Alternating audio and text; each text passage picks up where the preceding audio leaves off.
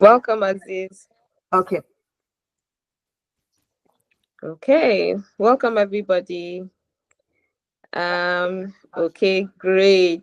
Our facilitator is here. Aziz, you're raising your hand. Do you want to say something? Aziz, you're raising your hand. Welcome everybody. Who is excited like me? Oh. I'm very excited, very excited about today's session. Toheeb, welcome. I can see you. Tolu, welcome. Augustina, Salawuddin, Aziz. I can see your hand up. I didn't know if you want to say something or that was a mistake, but then your hand is right up. Okay, great. Your hand is down now. All right. So as it is, we're going to kickstart now. Like now, I don't think we're going to have to wait for anyone to come in or jump in. I've already put a notification on the group for people to join. So we're going to just kickstart. Our facilitator is right here, so I'm just going to pull up his bio, and then we can kickstart. Let me just do a check. Toheeb, are you okay? Hi, Toheeb. Okay, so your mic is still muted. Okay. Hi, can you hear me? Hi, good morning Good from, well, it's morning. still morning, but then I know it's like 2 a.m. your time. Yes. Thank you so much. We appreciate this sacrifice. We don't take it for granted at all. Thank you so much. So are you going to be sharing your slide, or how Yes. how do you want the session to? Okay, you have your slide. Yes. Yeah, I will share my slide in some minutes. Yeah. Thank you so much. Okay, so I will just do a quick intro. Just give me a few minutes, and then we're usually like larger than this. So let's see. We can just begin in 2 minutes. Let me just pull up your bio, and then just give a few minutes as people keep joining in. Um, okay. Even though I can't see you, Toib, I can't see you. I can't.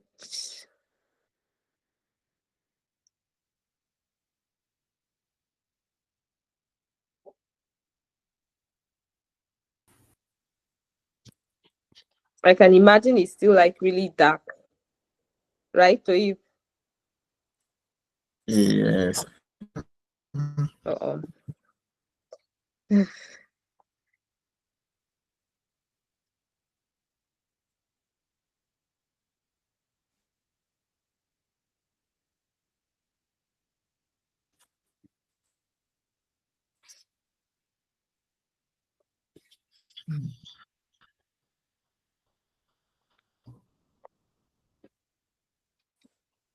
Okay, so once it's 7:05, just start.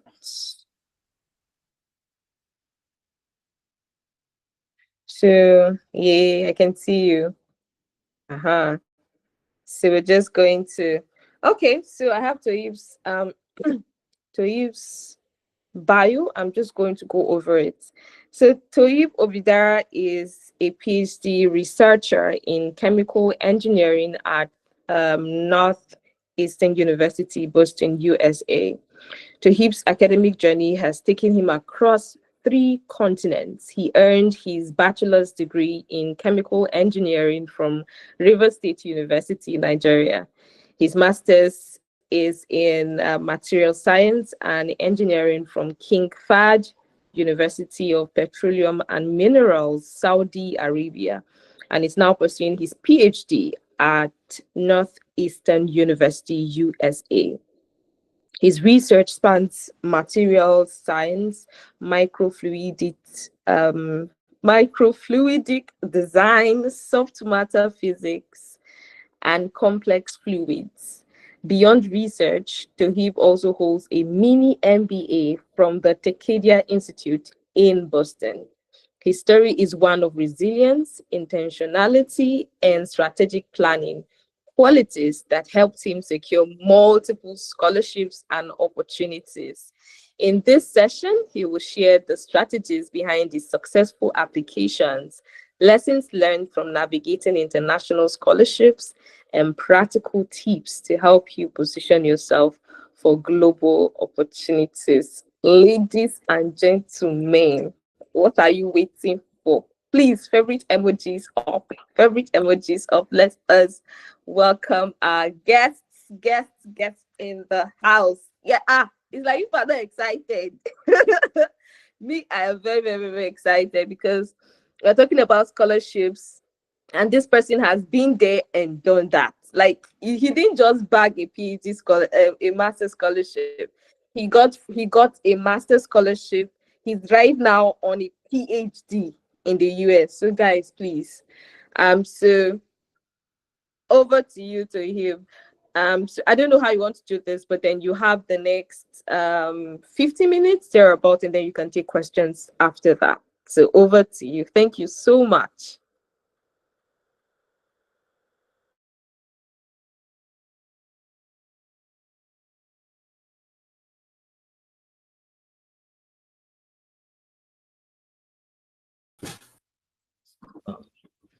Can you hear me?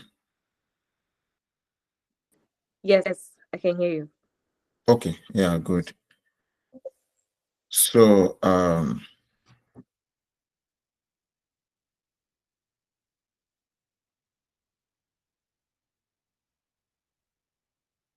is my screen visible to all? Yes, I can see graduate school application, Oh, statement of okay. purpose. Yeah, cool. So what I want you to do for me is that, okay, so since everybody can hear me now, so you can, if you have question, you can put it in the chat box, then Agnes will take note of the question. So in the last 15 to 20 minutes, so we'll be taking question and answers. So for those who will be like trying to ask the question verbally, so you can unmute yourself and ask your question.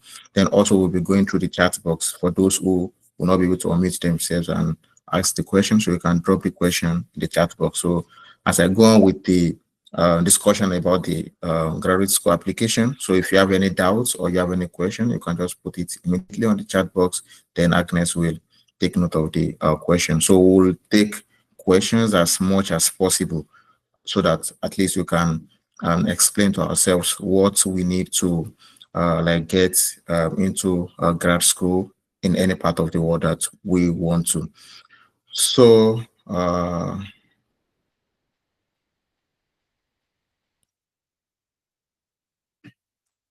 so generally, when we're talking of graduate school application, we have different documents to be submitted to the grad school committee, and they include statement of purpose, CV, and other documents. But the organizers of the program, they have chosen like for me to explain the statement of purpose, which is like more important document in the graduate school applications. So I'm very excited to be here, to be presenting on this platform, not just because we are discussing graduate school application, but because of what the platform is all about, like to make sure that the youth or the younger generations, they are equipped with what is required, not just graduate school, but everything in terms of life activities. So there are different vital documents that are very important for graduate school application, and they span from academic CV, statement of purpose, research proposal, academic transcript. I'm in the second slide. Can you all see my second slide? I want to be sure. Yes, I can see the second slide. Okay, Academic CV. okay, cool. Yeah, I want to be sure that people can hear me and people can see my slides. Yeah, so these documents are very vital. They are very important. So regular CV is different from academic CV, and so we can all Google search what academic CV is. It's basically a CV that is tailored towards academics. That is, if you are going to be applying for a job, So what will come immediately after your maybe your introduction of yourself or your personal statement will be the schools you have attended to. That is for academic CV. But if you are going for a job search, then it will be like your experience, what you've learned so far, what you've done so far in the course of your journey. But for academic CV, so you tailored your research to academics if you've done research before or if you've published paper before. So this is where you put it, like you arrange it systematically, then this is called an academic CV. Then statement of purpose is like this is where you tell people about yourself, why you want to go to graduate school, and this is from this document, the committee will see if you are fit for the graduate program or not. Then it is more the same as personal statement. So we'll go over another slide in a couple of seconds, whereby we have the difference between statement of purpose and personal statements. So then we have research proposal. So this is usually for a PhD student. They are required to like write a research proposal before they get into a PhD program or while they are in PhD program. So there are some schools that request for this research proposal, especially schools in Australia and some other schools or in Europe. They request for people to write research proposal. While some schools do not request for that, they just like want you to have a comprehensive statement of purpose. Then what you want to do as part of your research in the grad school will be in that statement of purpose. So they don't require research proposal. Then also academic transcripts. So if you are going for a master's program, you require to have passed through a bachelor's program. In this bachelor's program, so you have your results. So you are expected to like send in your undergraduate transcript. Then for those who are in maybe final year of their undergrad school, so they don't have like a total sum of all the results, so they can still send whatever they have as part of their transcript, and it will be reviewed. So I know of some couple of students who got scholarship while they are in 500 level before even graduating or proceeding to NYSC. Another note I will want people to take is that NYSC is not a requirement for you to apply for grad school. So if people wait until they are done with their youth service before they start applying for grad school, this is like an error on our side, because immediately after immediately you're at 500 level, you are going to 500 level. So you are ready for grad school, because there is something they call +1 in outside the country. So this +1 is like a master's program embedded in your bachelor's program. If you are doing chemical engineering or mechanical engineering, for instance, in the US, so you are going to spend 4 years in the university. So in these 4 years, so you're expected to be like a sophomore, a junior, then a senior student. Then if you feel like you want to like go into grad school, you want to have your master's and PhD program, then you can have another extra 1 year as part of your program. That is to spend 5 years in university, then you earn a master's degree with your bachelor's degree. So you don't even go outside, you don't even like graduate, you just like continue with your studies +1 year, then you have your master's degree. Unlike in some part of the country that you have to like finish your bachelor's, you have to graduate, maybe do NYSC or maybe apply for masters before do NYSC or before you can apply for master's degree program. So there's another route that is called direct PhD, and this is what is trending now. It has been there before, but people do not really understand it, that okay, they can do a PhD without having a master's degree. So like for instance, myself, I got a PhD without even before completing my master's degree program in Saudi Arabia. So I got my PhD when I was in third semester, and I have to defer. So the school did not like accept deferment initially. So they wanted me to apply again for the PhD program. So, and I used my bachelor's transcript and bachelor's results to apply for the PhD program. And I know Saudi Arabia now also have a direct PhD program, whereby if you have your bachelor's degree, you spent 4 years in the university or 5 years in the university studying science or engineering, then you can apply directly for a PhD program without having a master's degree program. So if you have question about that, I can also expatiate more on that maybe in the question and answer session. So the next thing now is for us to understand the difference between statement of purpose and personal statement. So those who are who genuinely want to go for grad school will should always look at the content or like the website of whatever school they want to go to. It is very, very important for that. So if you look at the website, you will see that the school will they will give um, the requirements for the grad school application. So they will mention CV or resume. They will mention statement of purpose or personal statement.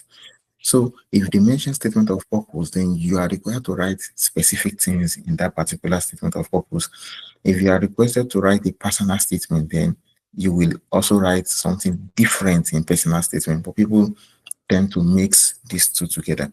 So I've put a slide here to explain the difference between SOP and personal statement. If you are requested to write an SOP will discuss or describe your purpose of applying to grad school. So you want to apply to maybe University of Leeds or maybe Harvard University or some other universities across the globe. So you are going to have an introduction, your research experience, tailored straight your experience in undergrad. Then if you have published any paper, you put it there onto the conclusion and how do you become beneficial to the department and to the professor. Because when we say we are going for scholarship, there is another thing I want to mention to us.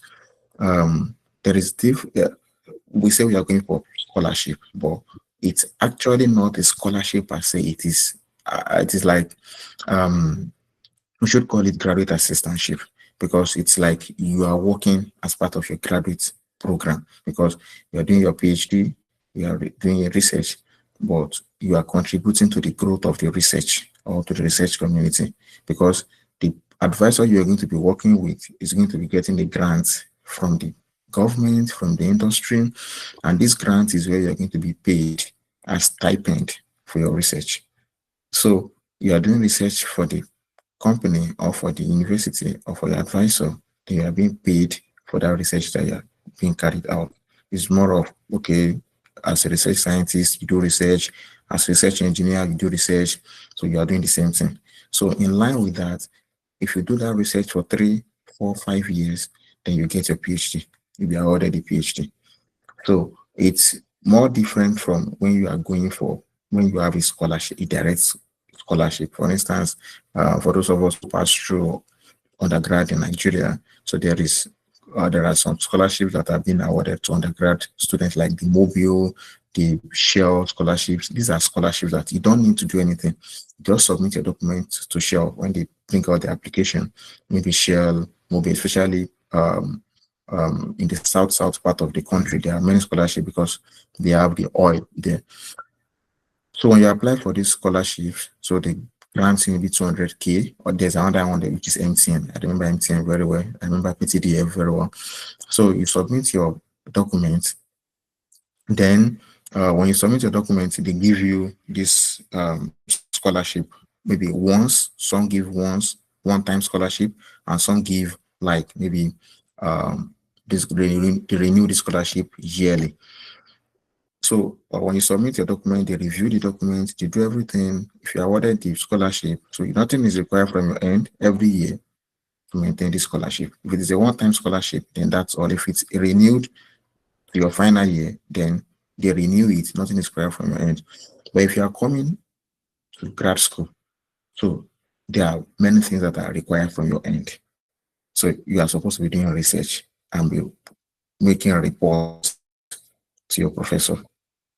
If it is an industrial research, you have quarterly meetings, you have weekly meetings with people in the industry, you submit a report. It's more or less like a job. So, um, Oh, yeah, Just like because you are they working, say you it is a preach. full-time, it is can the person please unmute? So because it's like a full-time job that you are doing. So so anybody who is going for master's scholarship or PhD scholarship abroad, especially in the US, so you'll be prepared that you are going to be having meetings weekly, monthly, quarterly. You'll be writing a report.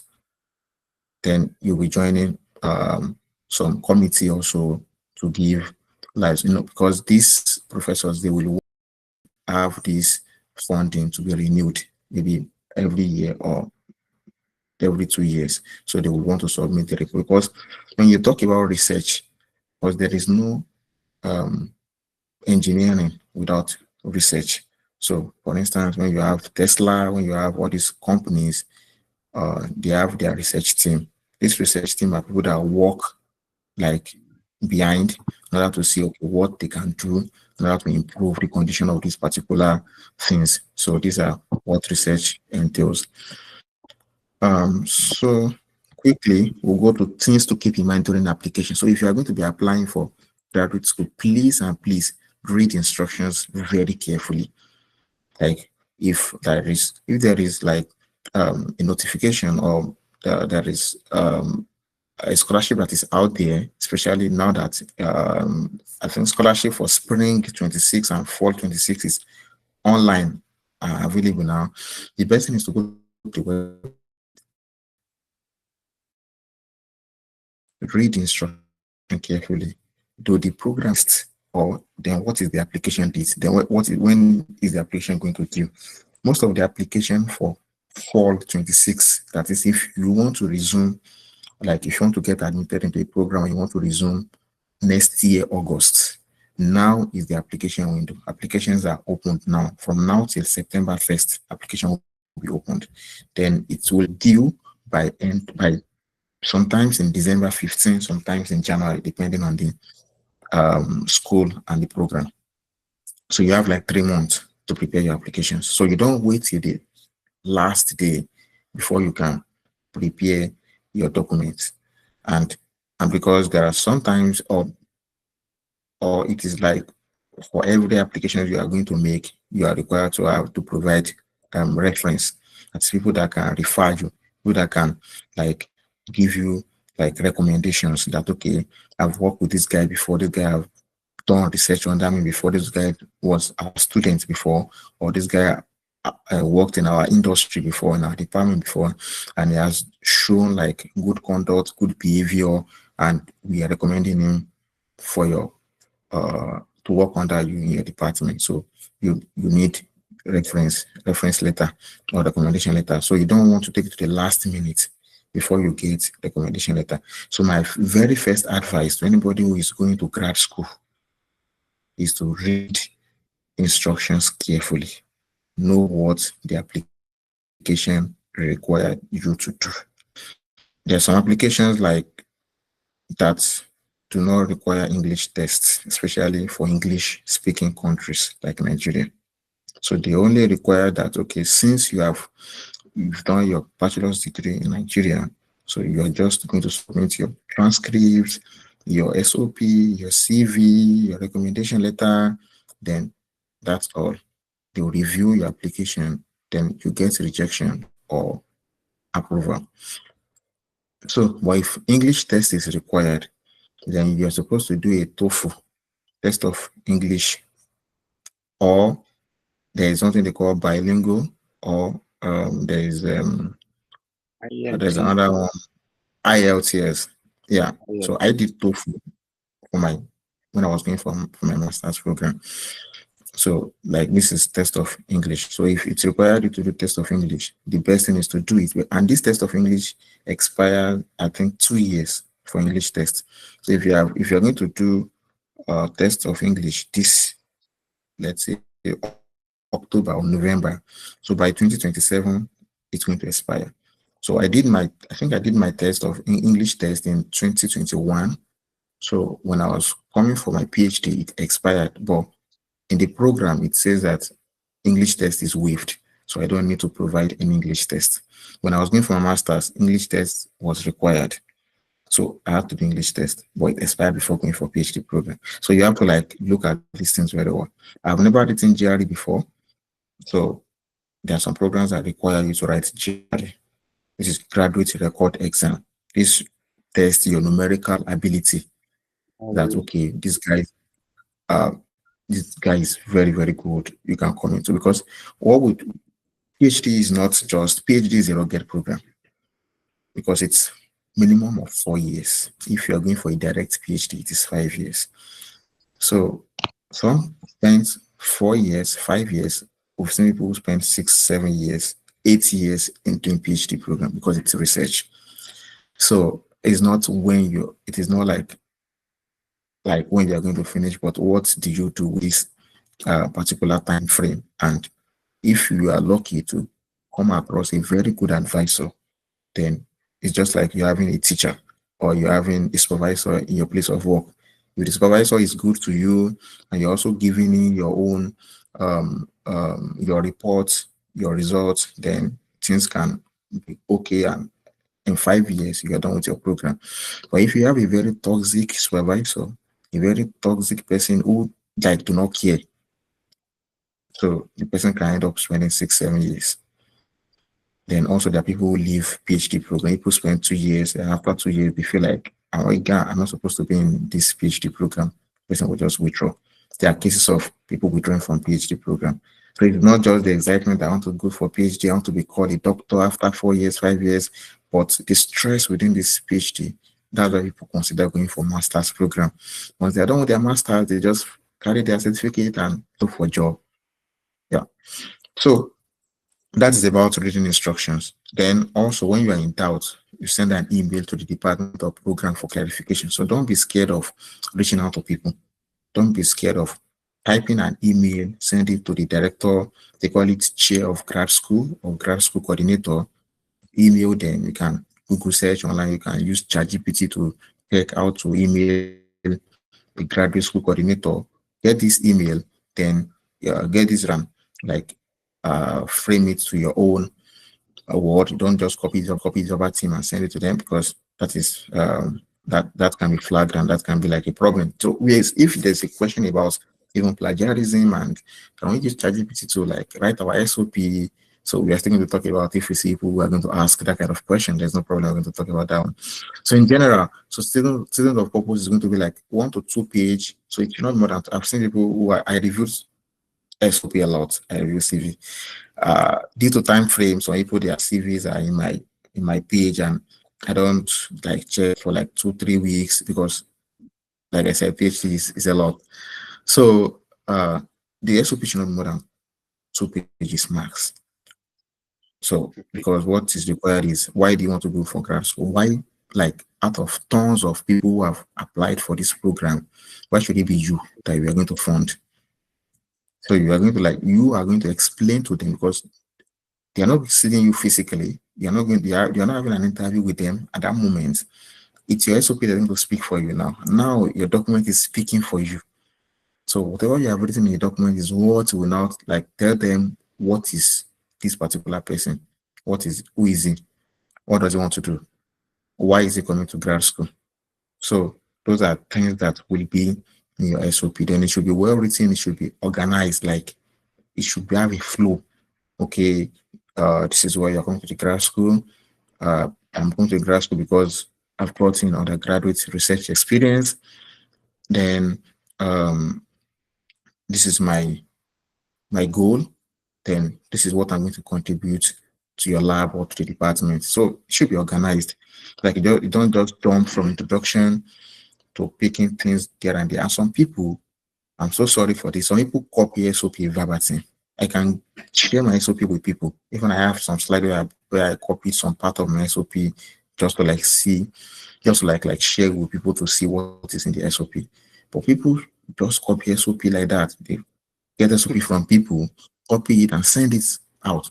Don't forget that this SOP is like in a record, like it's in a storage. So if if they get to know that you copy someone's SOP and they give admission to you, they're still going to retrieve it back. We've seen that a lot. We've seen people who have gotten admission. They are preparing for their visa to travel out of the country, but just receive an email that their admission has been forfeited. They rejected the admission just because of just copy. So before you send that SOP out, sit down, put it in your own words, because we cannot write the same SOP.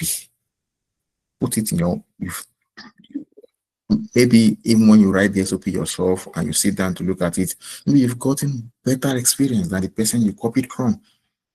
You're a mechanical engineer, you studied mechanical engineering for 5 years, and during that 5 years, you've done some activities. Put it there. The person who you copied the SOP from maybe might have not gotten that experience within that 5 years. Then you have like experience more than the person. Then you can put it there in the SOP. So this is just to like tell us that copying things verbatim should be avoided. Then what should your SOP do? So the SOP should give a realistic research purpose. It should be clear.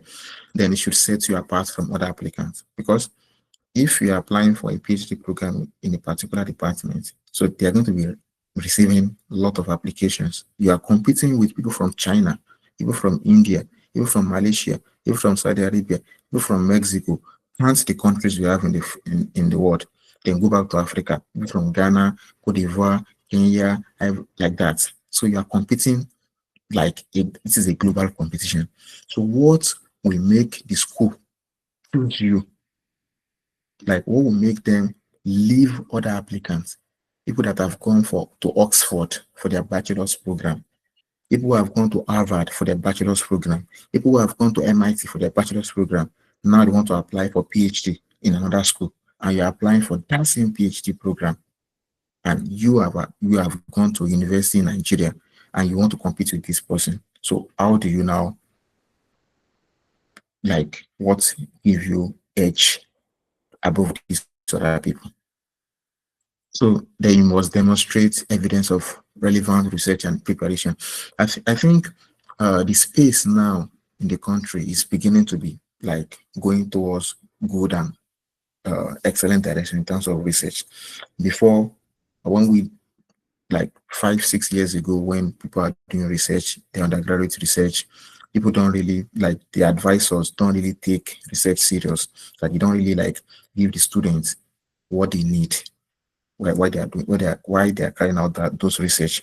That's why most of our undergraduate projects that we do, they end up in the dustbin, they end up in waste, because the advisors do not really care about these things. And these are things that you need to put in your SOP.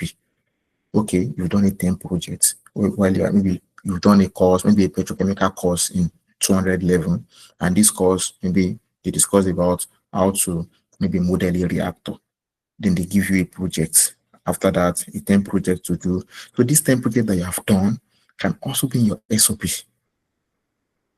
The results you've gotten, maybe like a line, just telling that, okay, this guy has carried out research before. So these are, then if you have done a review, maybe during the course of your project, you are going to do a literature review. So you can also highlight that as part of your SOP. So you have this experience that the experience is just scattered from 100 level to 500 level.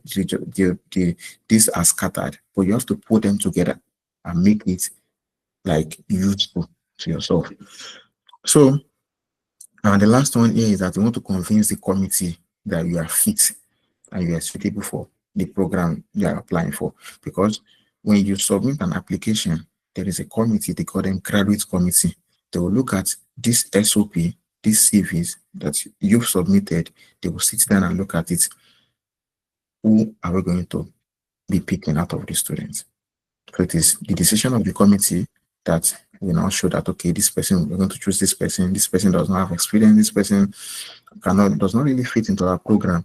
So, and I see people who have, like, for instance, now, if you studied agricultural engineering in your undergrad and you want to, like, maybe you want to go into chemical engineering for a master's or PhD program, there is a way you can tailor your SOP or tailor your CV towards chemical engineering that you will get the offer of a PhD or master's degree in chemical engineering.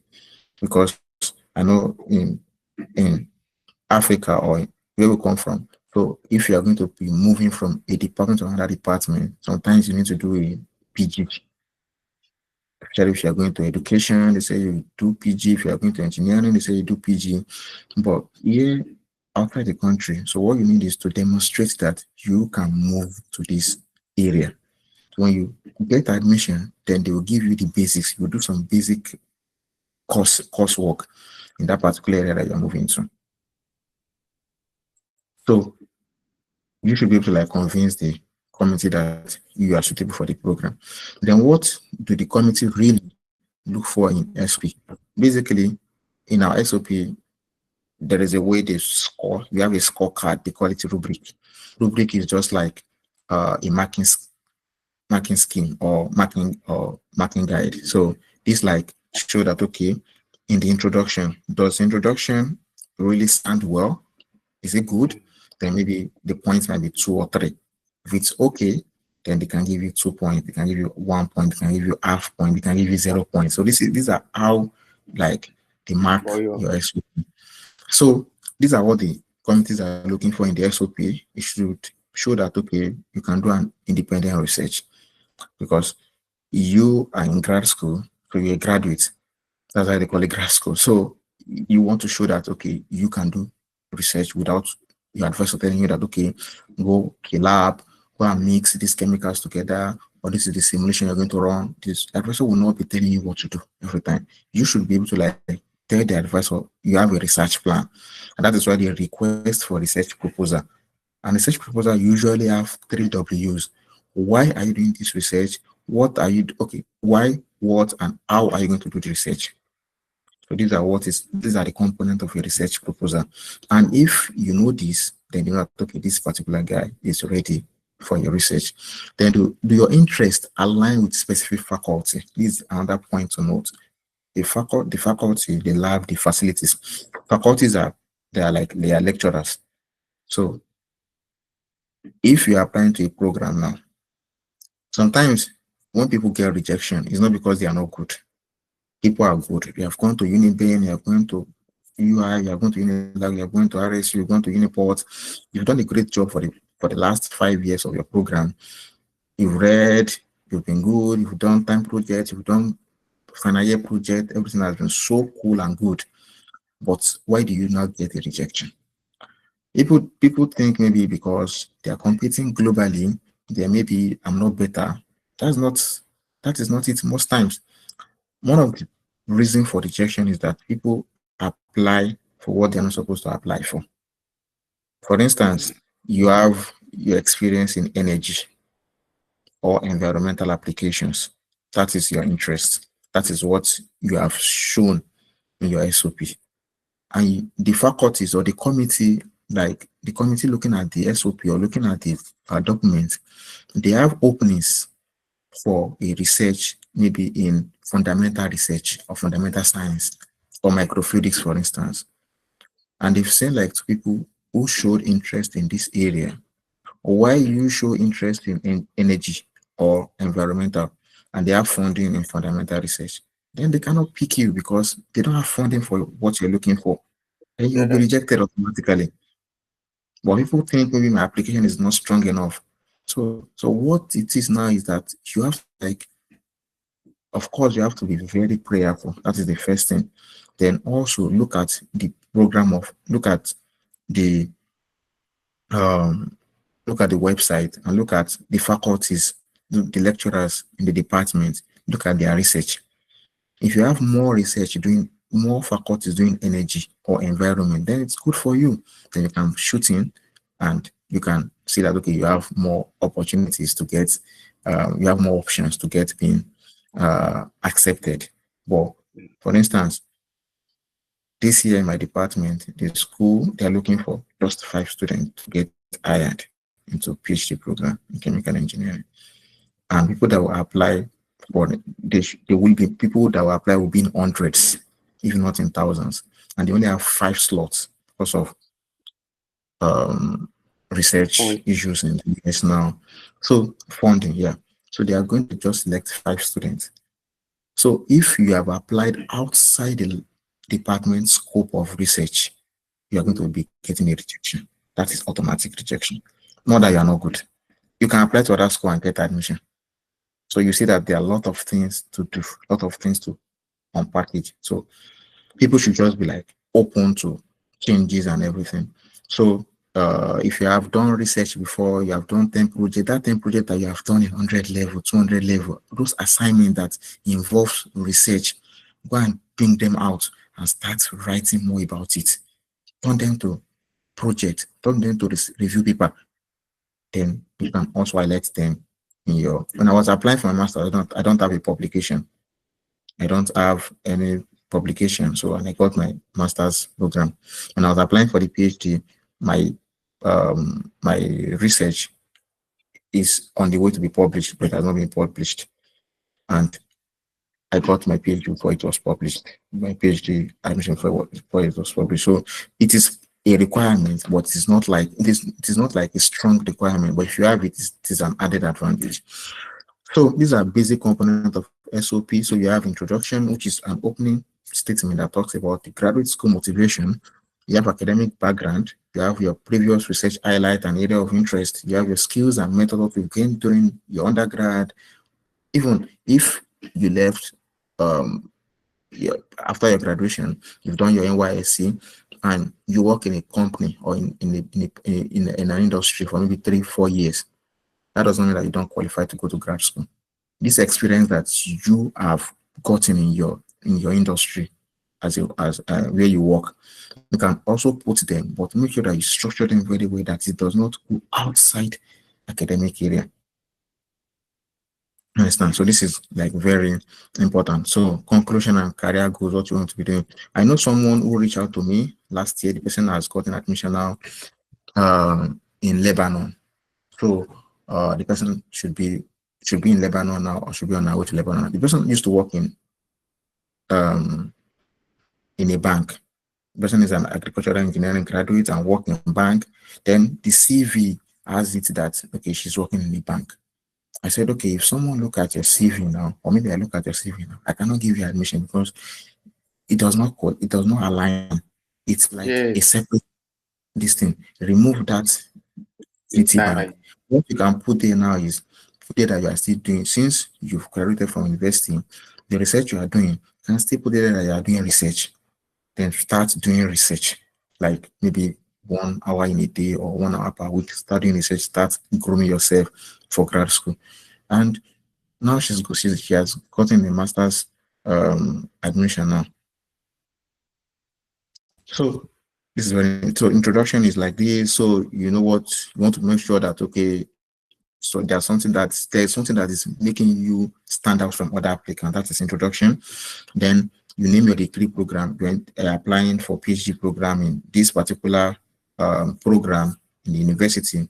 Then you're discussing the genesis and evolution of your research interest. What make you to have like this research interest? So there are some people who want to study power, electricity, energy, because Nigeria is having intermittent power supply. They want to study. So you don't like degrade your country. I did some SOP, they are very introduction is so bad. Like they degrade the country. Truly, we don't have constant power supply, but there's a way you put it such that you are not at the mercy of these people. Understand? Not that they are picking it from the ground, they are picking it from gutter.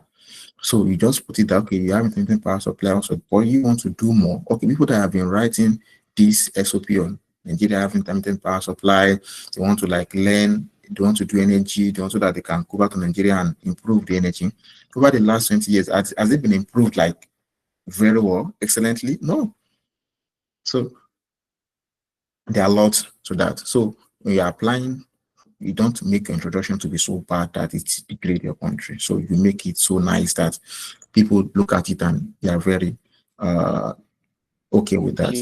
So let me rush to the part. So this is an introduction sample, which this is like a cut of my SOP. So like this is how I just like started my interest in STEM, which is STEM is science, technology, engineering, math. So you just like okay, because this is what like as an engineer or people who are studying engineering, their area is STEM. or people study science, the area is STEM. So because you like STEM, this pushed me to do chemical engineering.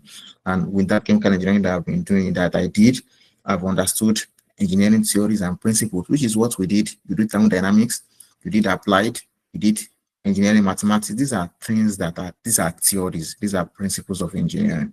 You've done them, you've understood engineering.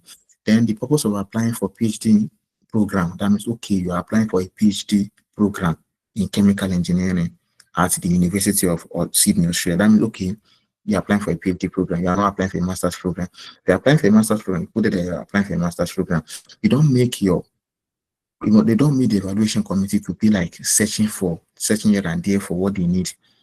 You understand? You make it so clear, so like concise, so good that they don't have any issues with your SOP.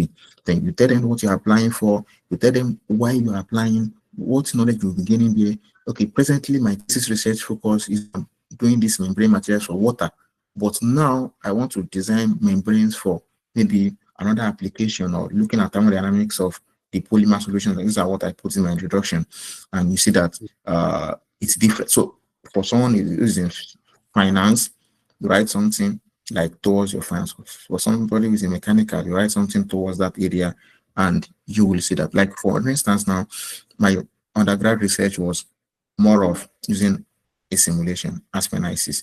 And then going for my master's degree program, it was different because it was more of material science, and I was doing experimental work. Now my PhD program is, even though it is in chemical engineering, I do more of fluid, which is more mechanical, yeah, or more thermal. So you see that there is, you can move from one area to the other. Like there was someone that I said was going to move from agri to chemical engineering. So it's because in agri engineering you've done something related to biomass, something related to cell, something, so you can just tailor that and push that to chemical engineering, any other part of engineering that you are going to. So research experience is very, very important. This is where you will like put more strength in the fact that okay, you've done research. And like I said, this is, you are going to put relevant, not just experience, not just I've worked with Dangote, Nigeria Limited, not just I've worked with BAT, I've worked with this, I've worked with that. Put the experience that are related. I've worked with 2 industries before I move out to my master's program. I only included 1, because I know the one that I'm going to include is one that is related to where I'm going. So you try to like align things together. Then you are going to illuminate more on your research goals, and you make sure that your goals or your research experience align with your professor's research. If it does not align, then you try to like make it align. Then conclusion, what is the next step after your grad school? Then this is like a conclusion sample that I extracted from my SOP.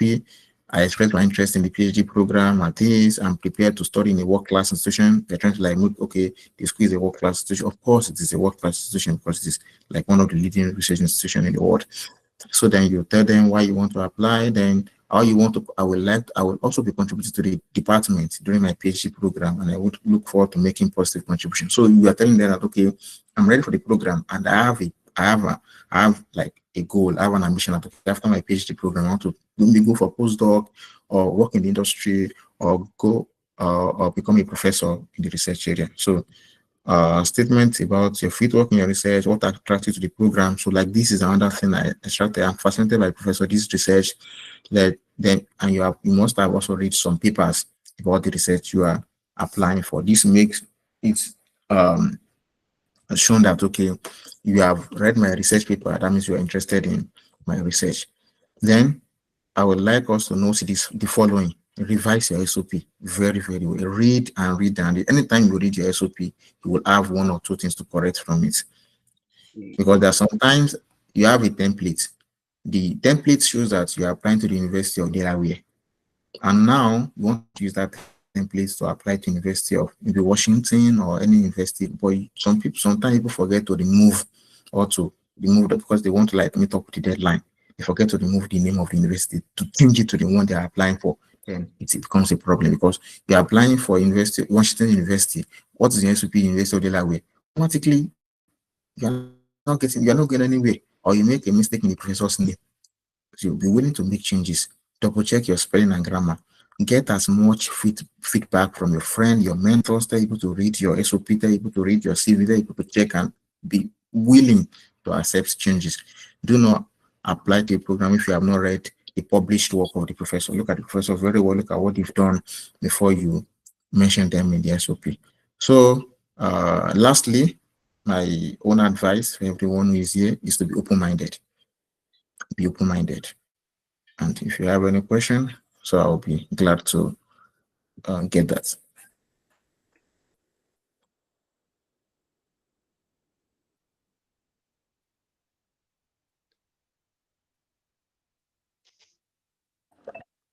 Thank you, thank you, thank you so much. Please let's give him a round of applause. Thank you so much. Thank you. That was a lot. That was a lot in one. Thank you so much, Toheeb.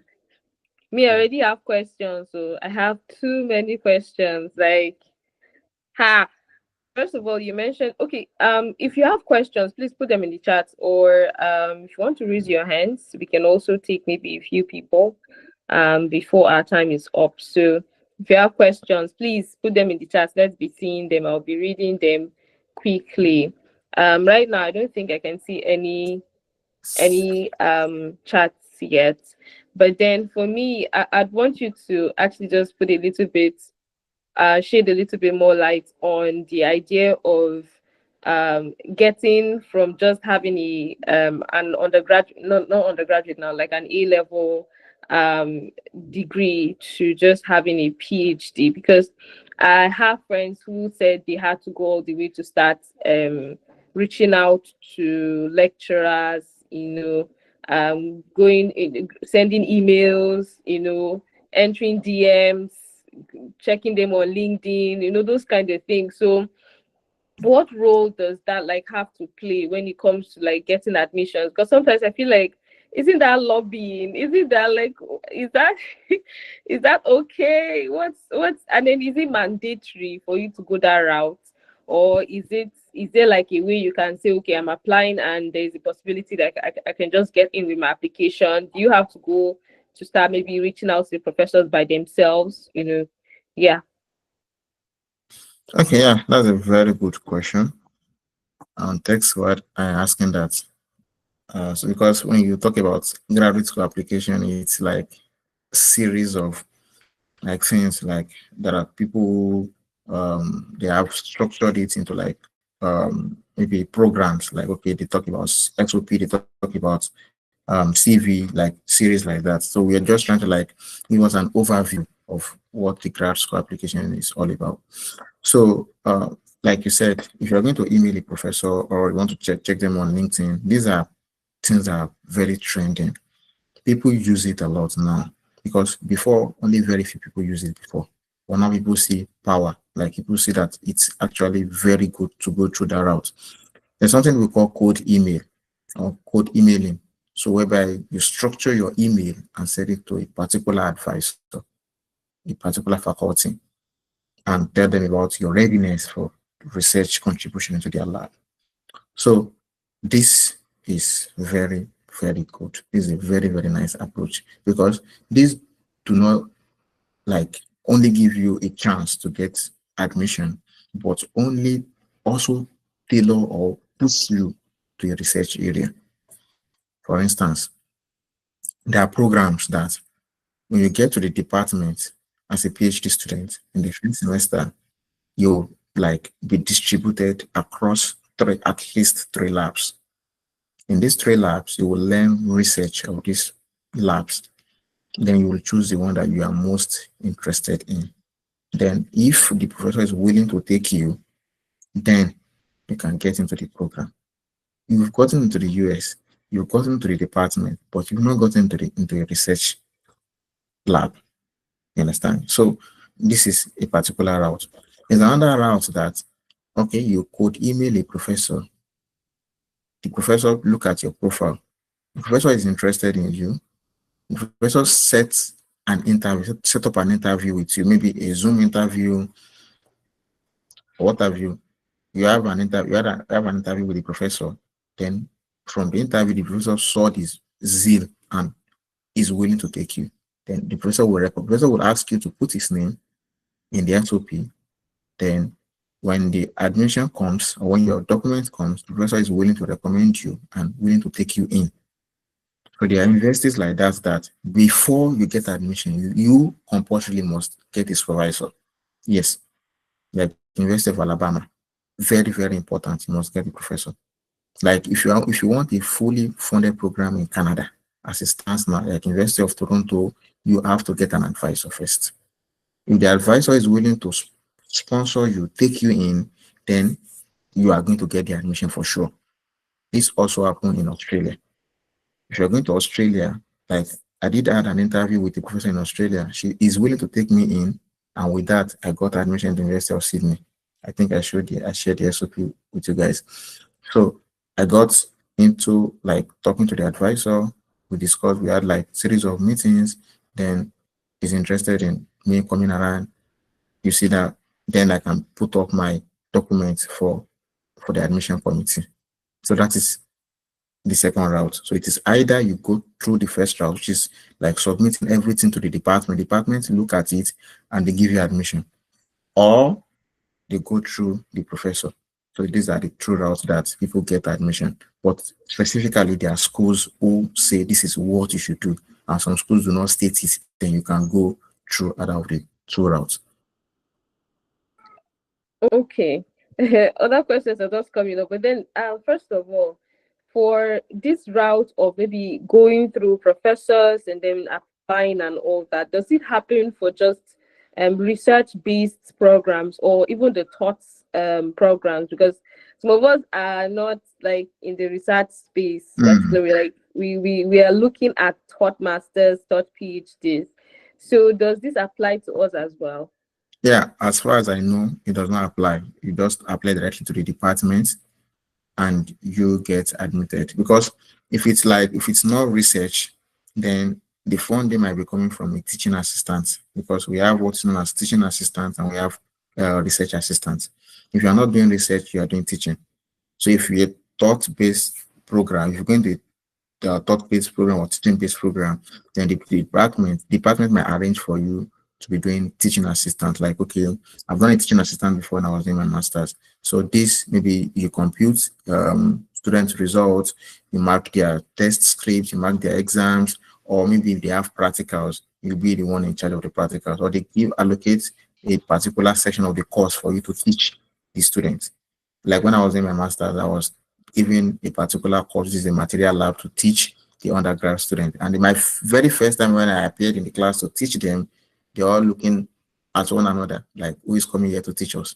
And as a young guy who has just graduated, get into a program, into a master's program, and now you are coming here to teach the white what they are teaching the white. So they will be like, they just look at you, but when they get into the first class, second class, and they become comfortable. In the first class, they don't want to ask questions in the first class because they don't know if they will ask questions that will offend you. They don't want to offend you. They don't want to we have different background, we have different cultural beliefs. Yeah. So, but by the time they begin to know about you, then they begin to come closer to you. Also in the US, the same thing applies. So if you are not going for a research program, then you are going for a teaching-based program, then you don't need to have, there's some requirement that you don't even need to fulfill. Most time you don't need to submit a research proposal. So I think that's what. Okay, so you just, but then is it for every program? Is it for every school that this happens? Because you want to also be careful. There are times where maybe you're just applying for a regular school, and probably must they have like master's scholarships? For example, now if I'm applying, maybe be applying to the school of let's say University of Sussex now, and then that's the school I want to apply for. Maybe they have some kind of like funding attached to it or not. But then how do I know if it's okay for me to reach out to maybe a professor, maybe look them out and then see if there's an email somewhere to shoot them maybe a cold email? How do I proceed? Okay. Yeah. Two things here. One, it's if the advisor are funding, even though the advisor are funding, the funding is tied to the department. Not that the advisor can use the funding anyhow. Like, okay, I can use the funding to travel, to do this. The funding is meant for research and to pay students to do research. So the funding will be used to do research. That is one. If you are And also, it's particular to some schools or to some regions or to some countries. If you are going to the UK now, it's different from coming to the US, going to the Europe, or going to Asian countries. So if you are going to the US now, as far as I know about the US community very well, if you are coming for a master's program in US, it is either it is fully funded, partially funded, or no funding. Three things. If it is fully funded, then you get into the program. You can cold email the professor that you want to join the program. If he said he likes your SOP, likes your document, and wants to take you in, he'll give you like a note that okay, go ahead and apply. Then be sure that he's going to take you in. If you have reached out to the professor, they did not reply, continue to apply. When you apply, if they have funding, they will take you in. Departments do have funding too. Department do have funding. There are some societies that donate money to the department to fund students to do research, especially these African studies, legal studies, or some other international relations studies. Some people donate money for this particular funding. If it is partial funding, that means you're expected to have some amount of money to support yourself. Maybe your parents are bankers, your parents are politicians, your parents are oil workers, they'll be sending you money while you are in the US. Or maybe you are working in the US as a student because you should not exceed 20 hours. So you don't just say you want to go and work outside. So you work in the school environment as maybe in the library, you can work as a front desk officer or in the gym or in other areas of universities. They'll get you paid, then you can use the money to fund your program. Or no funding at all. That means people come here without funding. They come here, they borrow. There are loans that people use to fund their even undergrads that are here. The white Americans, most of them are on their schooling based on loan, and that's why when the president introduced loan for people to like be able to like fund their university and pay back later, people will be like, "Oh, should we in Nigeria? Why should we get in?" This is like a standard. There are many undergrads that I know that they borrow money to fund their undergraduate program. When they are done and they get job, then they pay the money back. This is like a standard. If you are going to the UK, you don't need to get an advisor. Okay, there are some advisors that even advertise on LinkedIn like that. I've even seen a couple of them, even from UK. There are some from US of BAT that I've even seen of recent. They advertise that they have funding and they're looking for students. You want to just to take that email, send your document to them. When they look at it and they see that, okay, you fit into the program, then they'll tell you to go and apply to the university, apply to the department. When you apply, you are sure that you have your admission. Some people, professors look for students themselves. Department might also advertise that, okay, they need students, they have funding, or they can advertise on behalf of a professor. This is what happens in the UK. Yeah, for Europe, there are something that are called Erasmus scholarship, whereby you can do scholarship in 3 countries or 2 countries or 1 country. You apply directly to the program. The program is one that is funding you. You don't need to secure a professor. Just know that you have everything that is required in the applications like English test, recommendation letters. You have everything, you submitted everything, and they give you admission, then you go. So the best thing, like I mentioned, is that go to the website or the program you're applying for, read it thoroughly. What do they want? From what they want, you will know what you are supposed to submit and the deadlines. Fantastic. Wow. This is eye-opening. Thank you so much. And so people are saying, are you going to drop your slides? Yeah. So if you have their emails, I don't know. So I can I can send the slide to you, then you Okay. can send to them. Yeah. No problem. I'm not going to share anything to anybody's email, Sha. So we have a group. I just put it there. So if you're on the group, you have access to it. So I'm not sending individual emails to people. And then the recording is also available. So we can Yeah. put it on the group. We always put it on the group. So you have access to all of that. So any other questions? Because our time is already far spent. But I think that you did well to really like touch on several aspects of SOPs and all that. And then again, my last question would be, what's the role of storytelling in your essays? Mm. What's the role of storytelling in your essays? Because sometimes I've heard a lot of people say, "Oh, this the people reviewing are human beings, so you don't just go and start browsing one, googling big words, to give them, that kind of thing." So, how do we ensure that we are, putting things forward that people feel okay reading through rather than being bored, Yeah. about. Yes. Storytelling is very important. If you know how to tell story very well, then use it. Because even if you are writing research paper, the way you are going to structure your paper from introduction to conclusion, it is like a story. Okay, yeah, you've seen people who have done this particular research before. You mention what they've done, how they've done it, and the results they've obtained. Then you are telling about your own research, how it's been distinguished from other research, the methods you used. You are going to discuss about the results. You discuss it, then you conclude. You give recommendation. This is our story. It should have a flow. If you know how to like arrange things logically like that, you can put that in your SOP too. But make sure you don't go outside the boundary. You don't begin to tell stories that you don't want to hear because stories are boring. So if you know that you can craft a very good story, do that. If you know you cannot, then just use your engineering sense or science sense.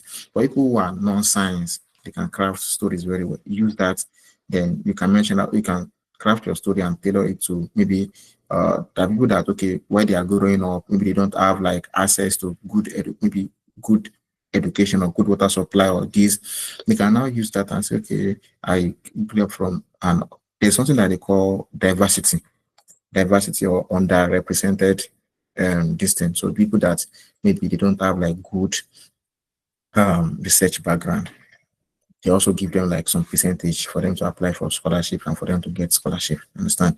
So you can start from the fact that okay, you came from you are the first person you are a first generation student. It's allowed, but don't just go outside the boundary. Okay, when you are growing up, you don't have shoes. Like people used to like mention, you don't have shoes, you don't have this, you don't have that, you don't have good education. You can also put that, but make sure that you don't go outside the boundary, like I mentioned, because they are humans also. They have feelings that oh, this guy is going to come here to come and do a fantastic job. Because outside, you look at the program, the master's program, the PhD program, or something like it's just 2 years, it's just 3 years. But what happened within those 2, 3 years, 4 years? It's what because you want people who are in jobs in Nigeria, and after 2 years they become bored of the job they are doing, and they want to move. Not they're not at first when you're looking for a job, you're looking at money, but after like 2 years, you're not looking at money again because you are tired, you are sick of the advice, or you are sick of your supervisor, you don't want to write the report again, so you want to even move outside. The same thing in the PhD program because you're going to be writing reports, you're going to be in meetings, you're going to be presenting whatever meetings, whatever reports, results you get, you're going to present it to the entire research community. You'll be going for conference. And people will say, this guy has traveled. Like when I was in my master's, I traveled to Europe. I want to go and present my research. Sometimes you have it like, oh, it's fun. I go outside, I travel a lot. But sometimes those travels are just for you to like, okay, like to like complement what you are doing. Like I'm doing research, I'm tired, I'm bored. Then I'll also have like sometimes also have leave. Then there's vacation, like I said, it's like a job. You have a vacation, you have a week vacation, you can travel to anywhere you want with your money, enjoy yourself for a week, 2 weeks, come back to the lab again, continue your research. If you're tired after a week again, you can take a day vacation and continue your research after that. Yeah, so storytelling is actually allowed, but make sure that it's within like the purview of um, the program. Thank you so much. I think that that's it. So I've put the The link link, to the group in the chat. So those people who are saying they don't have the link, it's there now. Just click and register and join in. I'll be dropping the slides as soon as Satohib sends it. I'll drop it on the group, and then the recording of this particular session too. I'll also drop it on the group, so you have all you need. Thank you so much, and this is me saying thank you. This is, I'm sure at this point it's like 3 a.m. in your time.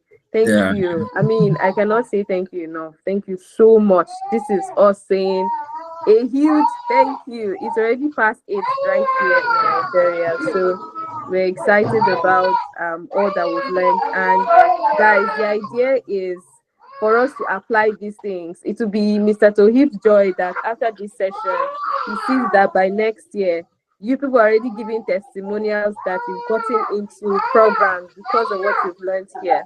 So that would be the ultimate joy. That's the thank you that you give Mr. Toheeb, okay? So this is us saying thank you so much, sir.